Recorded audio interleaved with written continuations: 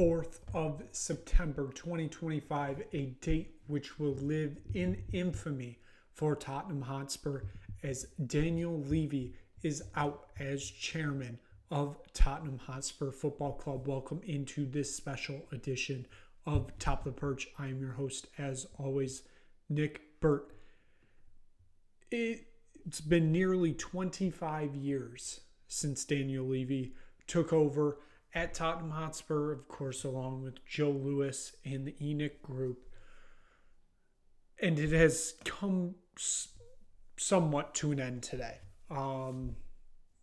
Daniel Levy out as chairman, executive chairman. Want to make sure I get the title right here. This was announced basically right around 6 p.m. London time. Probably a little bit earlier than that, but right around there. The official statement included that he has stepped down from his role as executive chairman after nearly 25 years. Tottenham Hotspur has been transformed over the last quarter of a century. It has played in European competitions in 18 of the last 20 seasons, becoming one of the world's most recognized football clubs, consistently investing in its academy, players, and facilities, including a new world-class stadium and state-of-the-art training center. The club has also competed regularly at the highest level, enjoying a number of fantastic on-field successes, including the recent Europa League Cup win. Just the quote that was put in here from Daniel Levy himself said, "I am incredibly proud of the work I've done together with the executive team and all our employees. We have built this club into a global heavyweight competing at the highest level. More than that, we have built a community. I was lucky enough to work with some of the greatest people in the sport, from the team at Lily White House and Hotspur Way all the way to the players and managers over the years. I wish to thank all the fans that have supported me over the years. It hasn't always been an easy journey, but significant progress has been made. I will continue to support this club passionately." And then it's a bunch of, what's happening in the interim. Obviously, Vinay Vekansham was appointed CEO over the summer. And it sounds like Peter Sharrington will now become the non-executive chairman of this club, replacing Daniel Levy. He is a guy from the banking world, which we'll get into all that in a minute. But of course, the most important thing came right at the bottom of the article. There are no changes to the ownership or shareholder structure of the club, which of course does mean Daniel Levy and his family will still own their 28%. And then Joe Lewis's family will still own their 70-something, 60-something percent for ENIC's ownership of 85% of the club. I don't really know where to start here. I think the shock of it is still kind of setting in here. It's still kind of hard to believe we actually got to this day. I didn't really think we would ever get here, but obviously there were so many shortcomings, especially in the near term, that it just makes the era look like bad under his leadership. But I mean, you got to go back to when he did take over in 2001. This club was it was struggling a lot, both financially and actually on the field. It has been a complete 180 from what he inherited back in 2001. Of course, Alan Sugar sold 27% of the club in 2001, which of course is what ENIC bought. They gradually built up their shares in the club.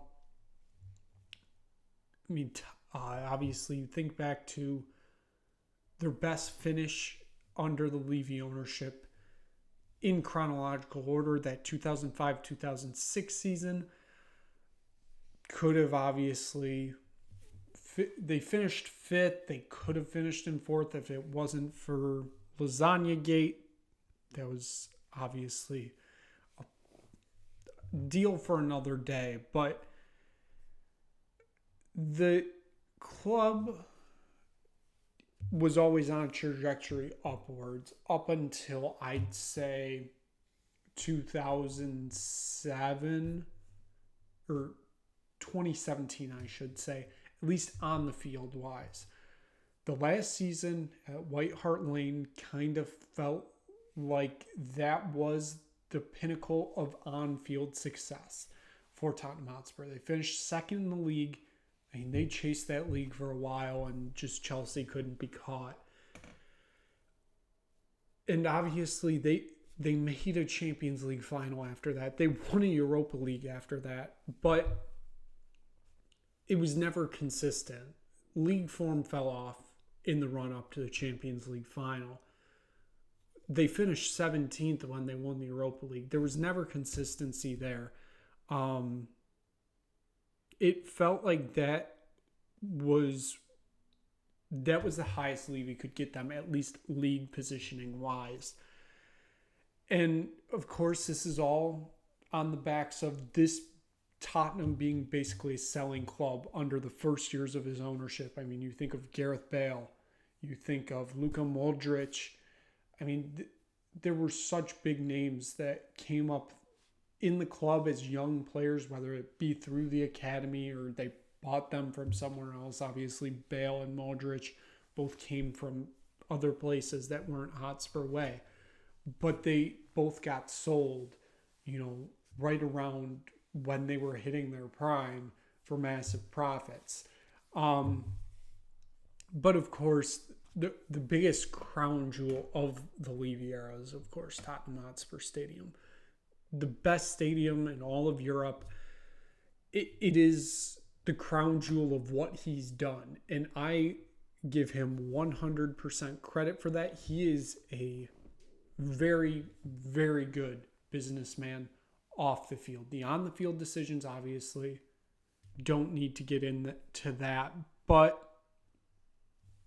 it truly felt like this, even though there were more people, obviously, behind the scenes, Levy was always the man up front. He felt like he was always in control. Joe Louis was always a step back kind of guy. He was just fine staying in the Bahamas, do what he does. And it always felt like he was that front man. He was the ownership face. Because, I mean, even though he technically is not the majority, owner of Tottenham, he is still technically an owner. I think the best way to put it is Levy built a club over the years that became too big for one person to run, and he just didn't know when to take that step back. And now that we're here, obviously it probably feels like we can do a little bit more of a retrospective now of this whole era, but I think that's going to take some time for people to really realize what Levy built here, because again, in the near term, it has been an absolute disaster, if we're honest. It was a very good window in the summer, but the major misses, mostly with Morgan, Gibbs-White, and Eze, with how those deals worked out. I get there were external factors there, but that was a major, major problem over the fact of this summer. And of course, Levy is the face of that. And it becomes a mess. I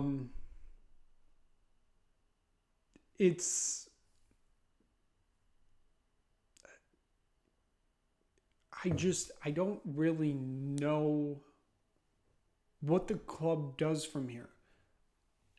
There are a lot of questions that aren't going to be answered in the near term because it all goes to ownership now.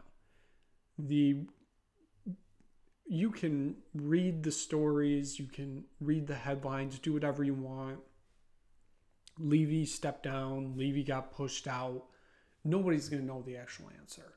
It does seem like it's trickling out more and more that this was a power play move by the Levy or by the Lewis family to get, obviously, Daniel Levy out of the club.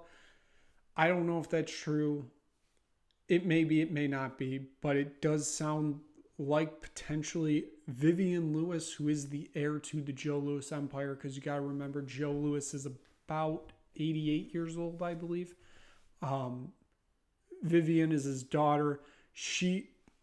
Now this could be the reporters gaslighting us and making it seem like things are going to turn around, but it seems like she actually cares about sporting success of this club. And obviously it's been there, but it hasn't. If you look at the Levy era, one Carabao Cup, it was the Carling Cup at the time, and one Europa League. And that was literally it, trophy-wise. It's not a good look. But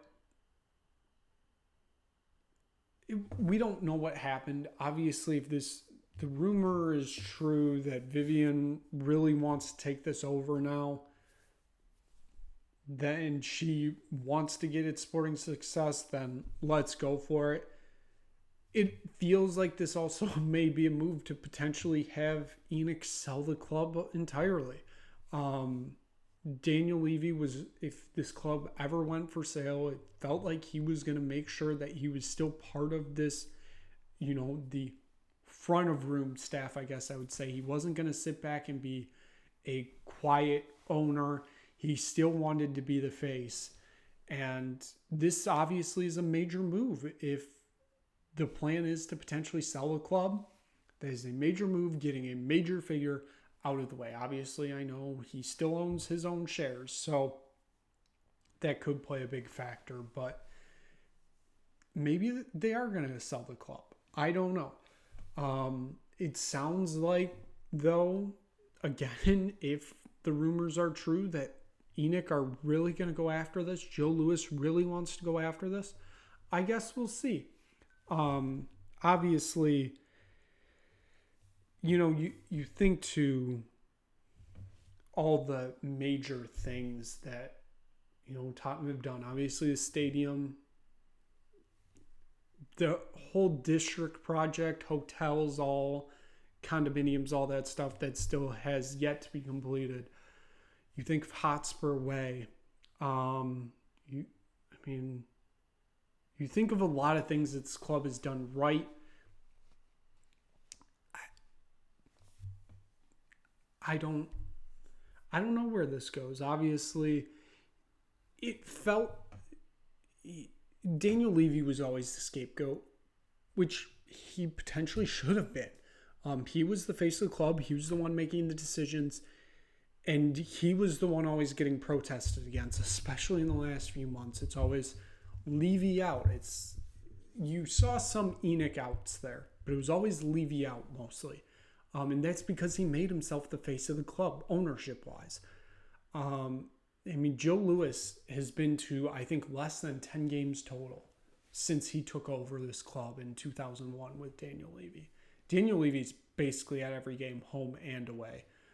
So it's a weird dynamic. Again, we don't know what happened behind the scenes. It would be nice to know what happened behind the scenes. I don't know if we ever will know what happened behind the scenes there in these final days. But Tottenham have done a complete restructuring this summer. Obviously, Donna Cullen left earlier in the summer. Daniel Levy now out. That is a massive face. Obviously brought in Weckensham from Arsenal. He was on gardening leave, but still. And then obviously Piers Sherrington coming in now to replace Daniel Levy in that position. And you wonder what the effect this is going to be on the club. We have very good youth academy players. We got good teams in the U16s, the U17s, U18s, all that fun stuff, U21s. And it seems like the development is there, but it's once you get to, obviously, try and get them into the first team, it's just, it's dead on arrival. Something kind of feels like it needs to be fixed there. But another big thing with the club is it never, even with the rise of it, I'd say in the last 4 years, because it really felt like it's, at least in England, it's really started picking up in 2022. The success of women's football, it was never really capitalized on. Tottenham very much just don't invest in the women's team. I remember during COVID, Alex Morgan came in on loan and played like 5 games total for Tottenham. And we thought that was kind of a turning point. And it's like, oh, maybe Tottenham are actually going to care about the women's team now. They didn't. Is that going to change now? Who knows? I know they just went through a managerial change. And honestly, I don't know enough about the women's team to speak eloquently about it. So I don't want to get into anything there. I mostly kind of want to focus on what Daniel Levy was the face of, and that was the men's side. It, like I said, he was the scapegoat. He was your fall guy, whatever you want to call it. It is now on the club, and whoever's running it now, it is on you guys to prove that they actually want the best for the club. I am very interested to see where this goes. I truly did not expect to be rambling on about this for almost 17 minutes. But it is a massive day for Tottenham Hotspur as Daniel Levy is out as chairman of Tottenham Hotspur Football Club. So that is going to wrap it up for this exclusive episode of Top of the Perch. Thank you so much for watching. We will see you again after the international break for another episode of Top of the Perch.